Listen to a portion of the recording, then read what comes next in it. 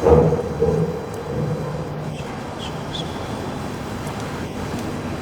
اللہ الرحمن الرحیم۔ شروع اللہ کے نام سے جو بڑا مہربان اور نہایت رحم کرنے والا ہے۔ تمام احباب درود پاک پڑھیے۔ اللہم صلی علی محمد وعلی آل محمد کما صلیت علی ابراہیم وعلی آل ابراہیم انک حمید مجید۔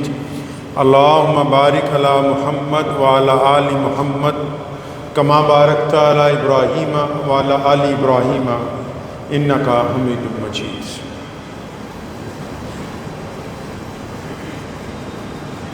اللہ کے نبی حضرت محمد رسول اللہ صلی اللہ تعالی علیہ وسلم کی جو ذات گرامی ہے، آپ علیہ الصلوۃ والسلام نے دین اسلام کی شکل میں ایک خوبصورت طریقہ انسانوں کو زندگی گزارنے کا عطا فرمایا۔ جہاں بہت ساری چیزیں اسلام میں ہیں، توحید ہے، ختم نبوت صلی اللہ علیہ وسلم کا عقیدہ ہے، نماز ہے، روزہ ہے، حج ہے، زکوٰۃ ہے، ان کے ساتھ ساتھ نبی علیہ السلام نے تمام امور کے اوپر توجہ دلوائی۔ آپ اگر کبھی غور سے دیکھیں گے اطمینان کے ساتھ، تو اسلام نے جو سماجک ویوستھا کا نظام ہے، گھریلو بھی، محلے کا بھی، شہر کا بھی، قوموں کا بھی، اس کے اوپر بڑی توجہ دی۔ اسلام نے اپنی عبادات کے ذریعے لوگوں کے اندر پیار، محبت، اتفاق بڑھانے کی لامثال دلیلیں جو ہیں وہ کائنات کے سامنے رکھی۔ متعدد جگہ آپ نے سنا ہوگا کہ اگر اکیلے نماز پڑھیں تو ثواب ملتا ہے، جماعت سے نماز پڑھیں تو زیادہ ثواب ملتا ہے۔ جماعت کے ساتھ کسی عام مسجد میں نماز پڑھیں تو زیادہ ملتا ہے، لیکن اگر جامع مسجد میں جا کے پڑھیں تو اس سے بھی زیادہ ملتا ہے۔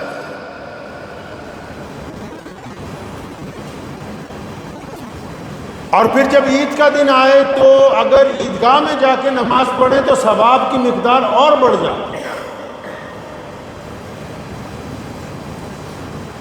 اب اس میں حضرت محمد رسول اللہ صلی اللہ علیہ وسلم انسانوں کو یہ سمجھانا چاہ رہے ہیں، یہ بات واضح طور پر بتا رہے ہیں قوم کو کہ تنہا رہنے سے جڑ کے رہنا زیادہ فائدہ ہے۔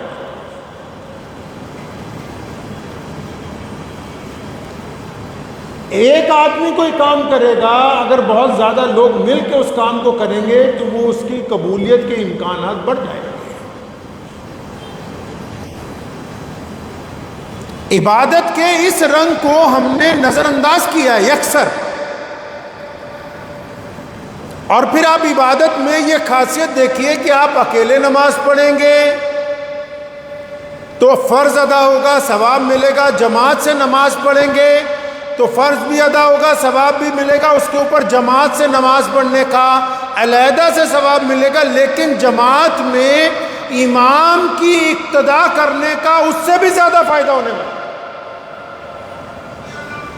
یعنی پھر عبادت میں یہ بھی آپ کو سمجھا دیا اسلام نے کہ جب آپ اجتماعیت میں آئیں گے، جب آپ میں اتفاق ہوگا تو پھر آپ کے سامنے جس کا آپ کہنا مانیں گے ایک ہی ہونا چاہیے بندہ۔ اسلام نے اپنے ابتدائی امور میں بات رکھی نا، خصوصیت دیکھیں، ایک اللہ وحدہ لا شریک کا حکم ہوا کہ ایک رب کی عبادت کرنی ہے بس۔ اور جب محمد الرسول اللہ صلی اللہ علیہ وسلم آ گئے تو پچھلے جتنے نبی ہیں ان کی عزت تو برقرار ہے، ان کا احترام تو برقرار ہے، ان سے محبتیں تو برقرار ہیں، لیکن ان کا آرڈر کینسل کر دیا۔ اب حکم ہوا کہ اب تو محمد الرسول اللہ ہی خاتم النبیین ہیں۔ اگر کسی کا کہنا مانا جائے گا، اگر کسی کے دستور پر چلا جائے گا، اگر کسی کی شریعت کو تسلیم کیا جائے گا تو فقط ایک نبی ہے، وہ محمد الرسول اللہ صلی اللہ علیہ وسلم۔ ڈسپلن سمجھا رہے ہیں یہاں کہ ایک خدا کی عبادت تو ایک رسول کی اطاعت۔ آپ اسلام کی خوبصورتی دیکھیں کہ وہ اپنے ماننے والوں کو کسی بھی مقام پر تنہا نہیں چھوڑ رہا، ان کو ڈس اپوائنٹ نہیں ہونے دے رہا کہ دائیں جائیں یا بائیں جائیں۔ سیدھا راستہ بالکل واضح طور پر اللہ تبارک و تعالیٰ نے کہ ایک اللہ کی عبادت ہے تو پھر نبی بھی ایک ہی ہے جو خاتم النبیین ہے۔ اب جب نبی ایک ہے تو قبلہ بھی ایک ہے۔ حکم ہوا کہ ساری کائنات کے مسلمان خانہ کعبہ مکہ کی طرف منہ کر کے نماز پڑھیں گے۔ اب جب قبلہ ایک ہے تو پھر کتاب بھی ایک ہی ہے۔ حکم ہوا کہ کائنات کے تمام مسلمان صرف اللہ کی ایک کتاب قرآن مجید کی اطاعت کریں گے تاکہ کوئی بندہ ان کو بھٹکا نہ سکے، ان کو پتہ ہو کہ سیدھا راستہ ہے کون سا۔ یہ بار بار جو ایک کی بات ہو رہی ہے یہ اس لیے تاکہ انسانوں کے اندر ایکتا لے آئیں، انسانوں کے اندر برابری لے آئیں۔ یہ بار بار جو ایک کا ذکر ہو رہا ہے صرف عبادتوں کے لیے تھوڑی ہو رہا ہے۔ تبھی تو یہ کہہ دیا کہ گورا اور کالا، امیر اور غریب یہ بھی ایک ہی ہیں۔ تبھی تو پھر کہہ دیا کہ ان صفوں میں جب کھڑے ہوں گے امیر، غریب، بادشاہ، نوکر، سرمایہ دار، غیر سرمایہ دار، پلے دار، مزدور، یہ ایک ہی صف میں کھڑے ہوں گے۔ یہ وہ جو ایک کا سلسلہ چلنا شروع ہوا اس کو پھر انسانوں میں بھی منتقل کر دیا کہ جن کا رب ایک ہے، جن کا رسول ایک ہے، جن کا کعبہ ایک ہے، جن کی کتاب ایک ہے، تو پھر وہ آپس میں بھی ایک ہی ہیں۔ ان کے اندر بھی پھر ایک ہی بات ہے۔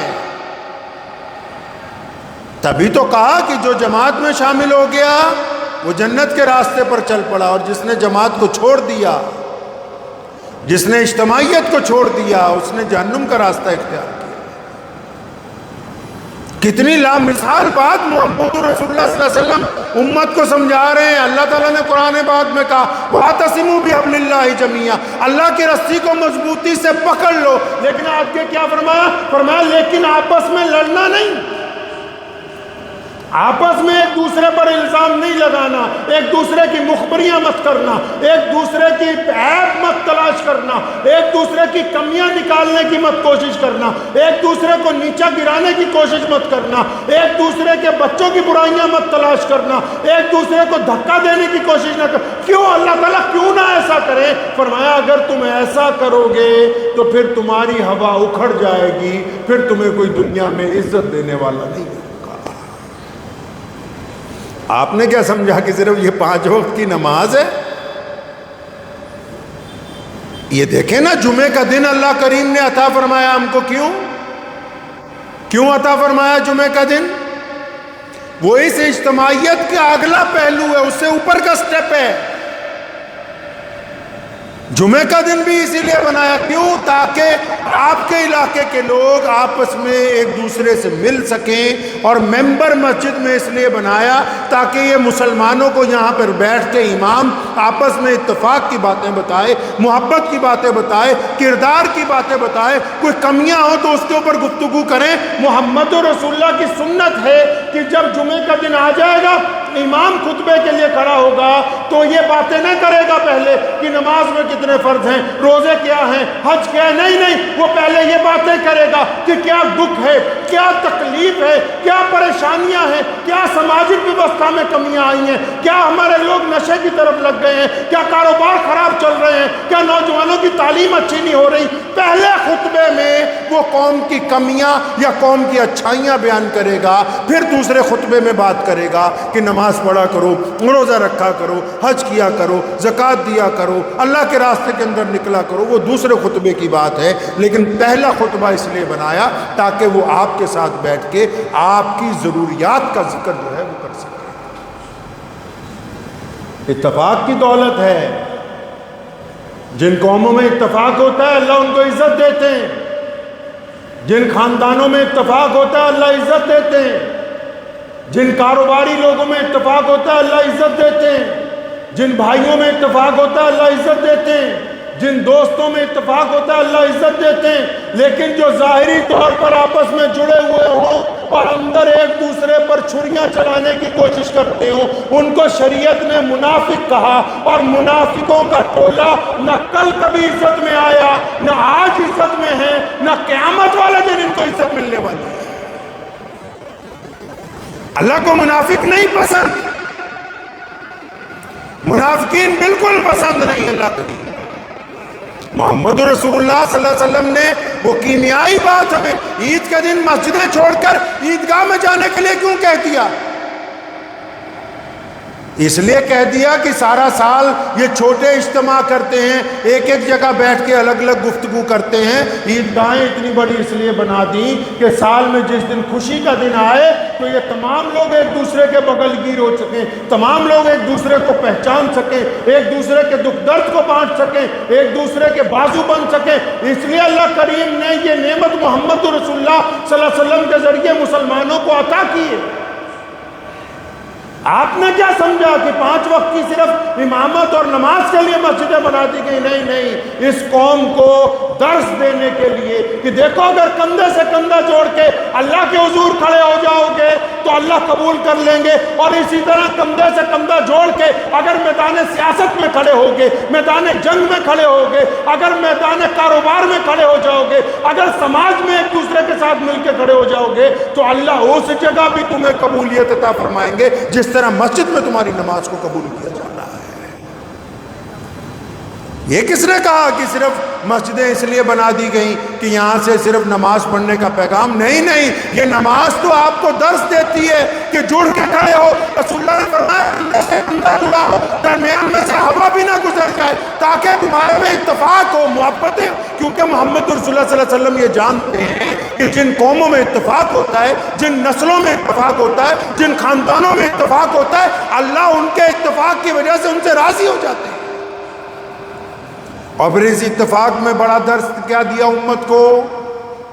یہ تو کوئی بات نہیں کہ قابل سارے ہیں، کوئی قابل نہیں ہوتا، قابل سارے ہی ہیں۔ جب امام نماز کے لیے کھڑا ہوتا ہے تو اس کے پیچھے بڑے بڑے عالم بھی کھڑے ہوتے ہیں، حافظ بھی کھڑے ہوتے ہیں، محدث بھی کھڑے ہوتے ہیں، شیخ الحدیث بھی کھڑے ہوتے ہیں، انجینئر بھی کھڑے ہوتے ہیں، ڈاکٹر بھی کھڑے ہوتے ہیں، اربوں پتی لوگ بھی کھڑے ہوتے ہیں، دولت مند بھی ہوتے ہیں، حسین بھی ہوتے ہیں، بہترین قرات کرنے والے بھی ہوتے ہیں، لیکن ایک امام کو آگے کھڑا کر کے باقی سب کو یہ نماز اطاعت سکھا رہی ہے، فرما برداری سکھا رہی ہے کہ جب کوئی تمہارا امام بنا دیا گیا، جب کوئی تمہارا امیر بنا دیا گیا، جب کسی کو تمہارا بڑا بنا دیا گیا تو اب اس کی تم کمیاں خوبیاں مت تلاش کرو، بلکہ جب وہ تمہاری قوم کے آگے کھڑا ہے، چاہے وہ میدان ہے، چاہے وہ مسجد ہے، چاہے وہ سیاست ہے، اگر تم نے کسی کو اپنا رہبر بنا لیا ہے تو پھر اس کی پیٹھ کے پیچھے کندھے سے کندھا جوڑ کے کھڑے ہو، جس طرح وہ کہے گا تم اسی طرح اگر اقتدا کرو گے۔ وہ رکوع میں جائے گا،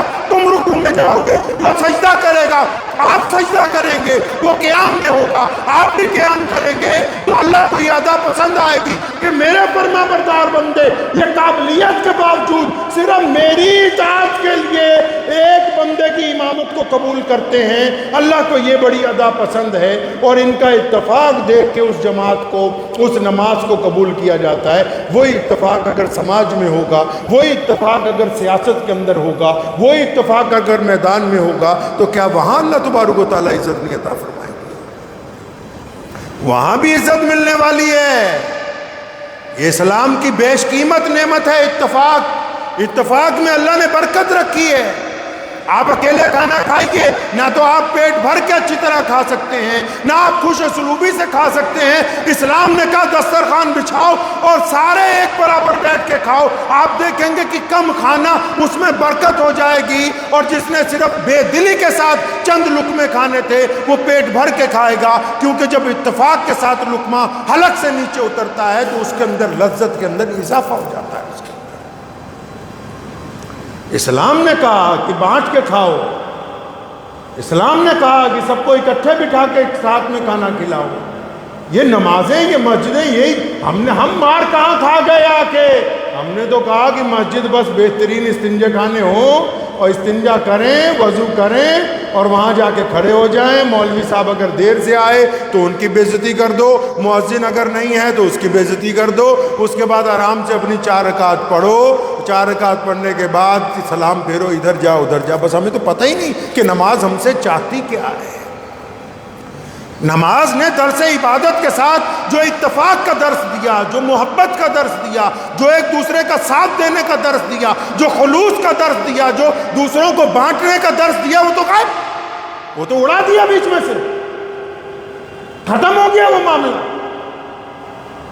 اللہ تعالیٰ کا وعدہ ہے کہ اگر اتفاق سے رہو گے تو عزت تمہارے لیے ہے، دنیا میں بھی عزت ہے، آخرت کے اندر بھی عزت ہے۔ اب اتفاق کی سب سے بڑا دشمن کون ہے؟ اتفاق کا سب سے بڑا دشمن ایک بندہ حسد کرنے والا اور ایک بندہ غیبت کرنے والا۔ کہاں جا کے قومیں برباد ہوتی ہیں، خاندان کہاں برباد ہوتے ہیں، کاروباری ادارے کیوں برباد ہوتے ہیں؟ یہ بڑی بڑی ملٹی نیشنل کمپنیز کو آپ دیکھیں وہ کس طرح نظام کو چلا رہی ہیں۔ آپ نے سنا ہوگا آپ کے جو بچے وہاں کام کرتے ہیں کہ آج جی میٹنگ ہے، کس بات کی میٹنگ ہے؟ کہ آج فلاں جگہ فلاں بڑے ہوٹل میں میٹنگ رکھی ہے، کس بات کی میٹنگ رکھتے ہیں؟ وہ اس بات کی میٹنگیں کرتے ہیں کہ جتنے امپلائیز ہیں ہمارے پاس، یہ آپس میں ایک دوسرے سے جڑ کے کیسے کام کر سکتے ہیں، ان کا آپس میں کمیونیکیشن کیسے اچھا ہوگا، ان کی کنیکٹیویٹی کیسے بڑھے گی۔ کیونکہ کمپنیوں کو بھی یہ بات پتہ ہے کہ اگر گروپ بنا کے مینجمنٹ کام کرے گی تو تیزی کے ساتھ کمپنی آگے جائے گی۔ اگر وہ انفرادی طور پر کوئی بندہ کام کرے گا تو وہ گروپ کے مطابق ارننگ نہیں کر سکتا، کمپنی کی بات کو، کمپنی کے پروڈکٹ کو وہاں تک نہیں پہنچا سکتا جہاں تک پہنچنا چاہیے۔ محمد رسول اللہ صلی اللہ علیہ وسلم نے یہ فلسفہ 1450 سال پہلے انسانوں کو عطا فرمایا۔ یہ کائنات میں جو اسلام سب سے بڑا مذہب بنا، سب سے بڑا دین بنا، وہ اتفاق کی برکت سے ہی تو بنا۔ سیدنا خالد ابن ولید رضی اللہ عنہ، دل کے نقطہ پہ لکھ لیجئے تختی پہ، وہ لوگ جو حسد کرتے ہیں، وہ لوگ جو غیبتیں کرتے ہیں، وہ لوگ جو ایک دوسرے کو شیعہ سنی میں، انصاری قریشی میں، پٹھان میں، ایک دوسرے کو بریلوی دیوبندی میں بانٹنا چاہتے ہیں، سنو، جن کو اپنی کرسیاں پیاری ہیں، جن کو اپنی پگڑیاں ہی اچھی لگتی ہیں، جن کو صرف اپنی میں پسند ہے، کان کھول کے سنو اور تاریخ اٹھاؤ مسلمانوں کی۔ سیدنا عمر بن خطاب رضی اللہ تعالیٰ عنہ، جن کی شہادت کا دن بھی آج ہے، محرم کی پہلی تاریخ ہے۔ سیدنا عمر بن خطاب رضی اللہ تعالیٰ عنہ جب خلیفہ بنے تو مسلمانوں کا ایک اولو العظم مجاہد جس کا نام تاریخ اسلام میں خالد ابن ولید رضی اللہ تعالیٰ عنہ ہے، جو رسول اللہ کے چہیتے صحابی ہیں، جو بے باک صحابی ہیں، جو مسلمانوں میں فتح مکہ میں ہرول دستے کے سالار تھے، جن کے گھوڑوں نے یمن کو رونتے ہوئے کیسر و کسرا کے تخت و تاج کو زمین دوز کر دیا، جنہوں نے کئی درجن ملک مسلمانوں کو فتح کر کے دیے، وہ آگے بڑھ رہے تھے۔ ادھر خلافت میں ابو بکر صدیق رضی اللہ تعالیٰ کا انتقال ہوا، عمر بن خطاب رضی اللہ تعالیٰ مسلمانوں کے جنرل، مسلمانوں کے خلیفہ بن گئے۔ اب خلیفہ، جب کوئی نیا خلیفہ بنتا ہے وہ اپنے حساب سے حکومت چلاتا ہے، اس میں کوئی برائی نہیں۔ امیر المومنین عمر بن خطاب رضی اللہ عنہ جب خلافت کی مسند پہ بیٹھے، انہوں نے کہا کہ کچھ بدلیاں کر دی جائیں۔ جب نئی حکومتیں آتی ہیں کچھ لوگوں کو بدلتے ہیں، تو انہوں نے یہاں سے آرڈر لکھا۔ خالد ابن ولید رضی اللہ تعالیٰ عنہ جہاں فتح کر رہے تھے، 22 ملک فتح کر چکے تھے، اس لشکر میں مسلمانوں کے امیر الامت سیدنا ابو عبیدہ بن جراح رضی اللہ تعالیٰ عنہ، وہ بھی عشرہ مبشرہ میں ہیں، وہ بھی اسی لشکر میں کام کر رہے ہیں کئی سالوں سے، وہ بھی اسی لشکر میں ڈپٹی جنرل ہیں۔ اب ادھر سے حکم نامہ گیا، کیا حکم نامہ گیا؟ کہ خالد کو اتار دیا ہے۔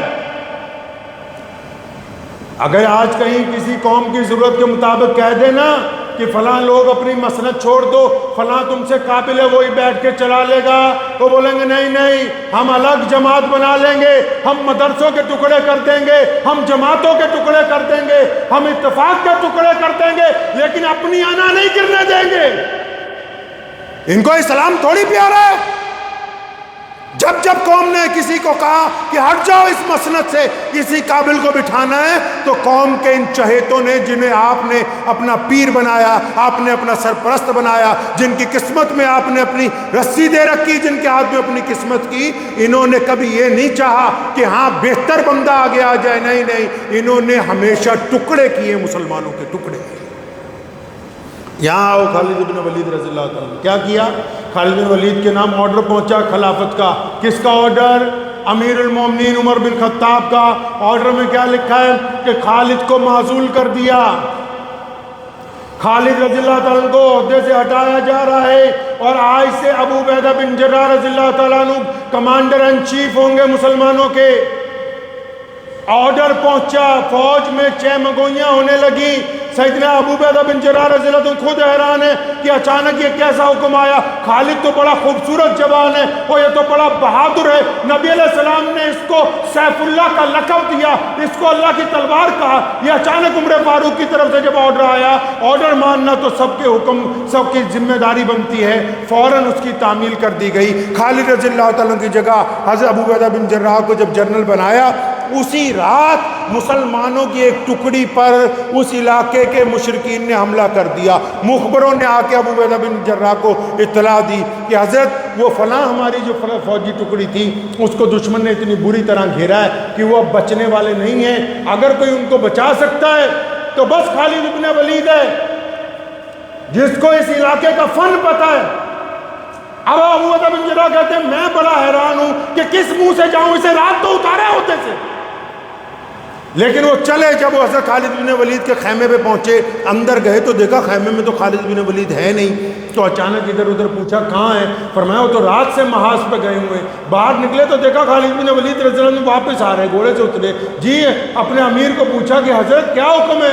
فرمایا وہ جو اپنی ٹکڑی پھنس گئی تھی، میں چاہتا تھا کہ تم اسے نکال کے لاؤ، لیکن میں اس لیے نہیں کہا کہ تم غم میں ہیں کہ رات کو تجھے وہ عہدے سے اتارا ہے۔ فرمایا حضرت مجھے بھی رات مخبروں نے اطلاع دے دی، میں آپ سے پہلے موقع پہ پہنچ گیا، اور خدا کی قسم ان سب کو زندہ سلامت واپس لے کے آیا ہوں۔ اور خالد بن ولید رضی اللہ تعالیٰ عنہ نے ایک بڑی خوبصورت بات کہی تھی، فرمایا اے ابو عبیدہ بن جراح، آپ میرے امیر ہیں، آپ تو عشرہ مبشرہ میں سے ہیں، آپ رسول اللہ کے لاڈلے صحابی ہیں، آپ ہمارے بڑے ہیں، خدا کی قسم اگر عمر بن خطاب ایک بچے کو بھی ابن ولید کے اوپر لگا دیتا تو میں اس کی بھی اطاعت کرتا، کیونکہ خطاب کا بیٹا اسلام کے لیے میدان میں آیا، عمر بن خطاب کے لیے میدان میں آیا۔ اپنے اندر یہ جذبہ پیدا کیجئے اتفاق کا۔ کس کا بھائی؟ اتفاق کا جذبہ۔ اگر آپ میں اتفاق نہیں ہے تو آپ کچھ نہیں کر سکتے۔ نا اتفاقی ناسور ہے، دو ہی لوگ کرتے ہیں، جن کو اللہ کی تقسیم پر نعوذ باللہ شک ہے۔ دو لوگ نا اتفاقی کرتے ہیں، حسد کرتے ہیں۔ کون؟ اللہ نے سب کو بنایا ہے نا، کون بڑا ہے کون چھوٹا ہے۔ جن کو حسد ہو جاتی ہے اور جو چگلیاں کرتے ہیں، وہ اللہ کی تقسیم پر ناراضگی کا اظہار کرتے ہیں کہ جی میں یہاں پر ہونا چاہیے تھا، وہ دوسرا بندہ نہیں ہونا چاہیے تھا۔ نا اتفاقی نکالیے قوم میں سے، گھر میں سے، معاشرے میں سے، اور اگر کوئی ناسور ہیں تو ان سے قطع تعلق کر کے باقی جو اجتماعیت قائم ہو سکتی ہے، تعلق قائم کر سکتے ہیں، اس کو آگے بڑھائیں۔ یہ ابھی آپ نے دیکھا پچھلے ہفتے جو بہت بڑا محاصرہ، بہت بڑی جنگ تو ہوئی ہے بر صغیر کے ساتھ کھاڑی میں، آپ نے دیکھا کہ وہ لوگ جو کہتے تھے ہم ناقابل تسخیر ہیں، ابھی ہمارا تو کچھ ہو ہی نہیں سکتا، تو انہوں نے اس جنگ میں اہل ایمان کے آگے گھٹنے ٹیک دیے، ایک بوڑھے شیر کے آگے۔ کیوں؟ یہ پتہ کیوں؟ ٹیکنالوجی نہیں ہے اس میں، آپ پردے کے پیچھے نہیں دیکھتے. رواج تھا پورے عرب میں کہ جب کبھی جنگ ہوتی تھی تو اس ملک کی جنتا بغاوت کر دیتی تھی اپنے حکمرانوں کے خلاف، اپنے حکمرانوں کو مار دیتے تھے اور دشمن جیت جاتا تھا. اس بار بھی دشمن چاہتا تھا کہ جب جنگ ہوگی تو ملک کے اندر جو سنی ہیں، جو کرد ہیں، وہ بغاوت کریں گے اور ہم اس ملک کے اندر حکومت کا تختہ پلٹ کر دیں گے اور ہم اس طرح جیت جائیں گے. لیکن وہاں کے مسلمانوں نے، چاہے وہ شیعہ ہیں، چاہے وہ سنی ہیں، چاہے وہ کرد ہیں، ان کے اتفاق نے دنیا کی سپر پاور کے گھٹنے ٹکا دیے. اگر اتفاق ان کے پاس نہیں ہوتا تو یہ جنگ جیت نہیں سکتے تھے. یہ تشریر کا پچھلا رخ ہے، پڑھ لیجئے گا اگر آپ کو کبھی فرصت ملے. بیانات بھی پڑھ لیجئے گا بڑے بڑے لیڈروں کے. انہوں نے کہا جنگ کے دوران کہ ہم تختہ پلٹ دیں گے. وہاں کن کے بل پر کہا؟ قوموں کے بل پر کہا نا، مسلک کے بل پر کہا. لیکن جب تمام مسلک والے محمد رسول اللہ صلی اللہ علیہ وسلم کے نام پر اکٹھے ہو گئے تو اللہ نے ان کو عزتوں سے نواز دیا. تو اس بات کو ذہن نشین کر لیجئے کہ اگر آپ معاشرے میں عزت چاہتے ہیں، آپ سماجی ویوستھا میں عزت چاہتے ہیں، آپ اپنے گھر میں آپس میں عزت چاہتے ہیں، آپ اگر سیاست میں عزت چاہتے ہیں تو آپ کو اتفاق کرنا سیکھنا ہوگا، ضبط کرنا سیکھنا ہوگا، برداشت کرنی سیکھنی ہوگی، اپنے امیر کی اطاعت کرنی سیکھنی ہوگی. اگر آپ اطاعت نہیں کر سکتے، آپس میں اتفاق نہیں کر سکتے تو پھر کوئی بھی قوم جو ہے وہ کامیاب نہیں ہو سکتی. دعا کیجیے اللہ کریم مجھے بھی اور آپ سب کو ان باتوں پر عمل کی توفیق عطا فرمائے.